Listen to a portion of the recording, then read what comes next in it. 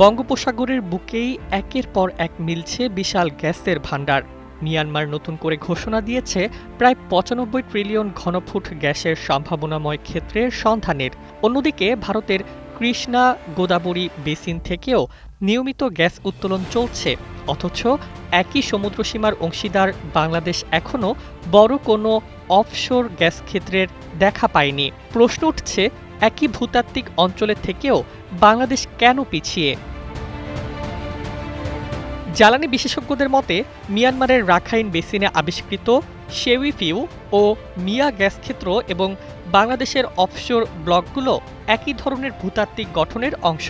তাই সীমান্তের ওপারে বিপুল গ্যাস পাওয়া গেলে বাংলাদেশের অংশেও উল্লেখযোগ্য গ্যাস মজুদ থাকার সম্ভাবনা প্রবল, কিন্তু সম্ভাবনা থাকা আর তা আবিষ্কার করা দুটি ভিন্ন বিষয়।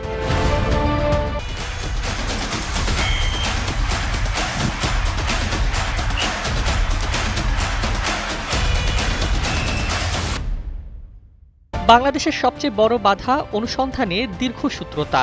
আন্তর্জাতিক আদালতের রায়ের মাধ্যমে ২০১২ সালে মিয়ানমার এবং ২০২৪ সালে ভারতের সঙ্গে সমুদ্র সীমা বিরোধ নিষ্পত্তি করে বাংলাদেশ প্রায় ১,১৮,৮১৩ বর্গ কিলোমিটার সমুদ্রাঞ্চলের অধিকার পেলেও গত এক যুগে সেখানে বড় আকারের অনুসন্ধান এগোয়নি। এদিকে একই সময়ে মিয়ানমার ও ভারত তাদের নিজ নিজ অংশে অনুসন্ধান ও উত্তোলন চালিয়ে গেছে।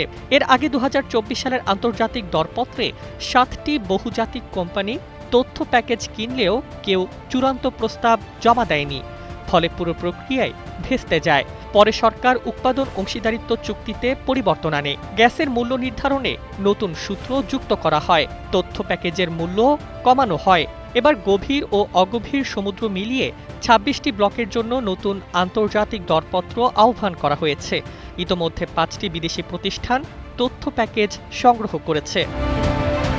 বর্তমানে দেশে দৈনিক গ্যাসের চাহিদা প্রায় ৩,৮০০ মিলিয়ন ঘনফুট, কিন্তু উৎপাদন হচ্ছে মাত্র ২,৭২০ মিলিয়ন ঘনফুটের মতো।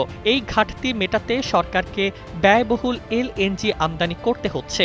ভূতত্ত্ববিদ বদরুল ইমামের মতে, একই বেসিনে অবস্থিত হওয়ায় মিয়ানমারের সীমান্ত ঘেঁষা এলাকায় গ্যাস পাওয়া গেলে বাংলাদেশের অংশেও গ্যাস থাকার সম্ভাবনা অত্যন্ত শক্তিশালী।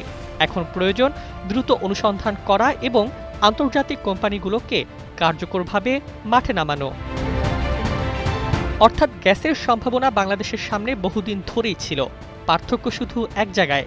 মিয়ানমার অনুসন্ধান করেছে, ভারত উত্তোলন করেছে, আর বাংলাদেশ এখনও সম্ভাবনার হিসাব কষছে। এখন নতুন দরপত্র ও অনুসন্ধান কার্যক্রমই বলে দেবে বঙ্গোপসাগরের নিচে লুকিয়ে থাকা সম্পদ শেষ পর্যন্ত দেশের জ্বালানি সংকট কাটাতে কতটা ভূমিকা রাখতে পারে। News desk, ২১ television.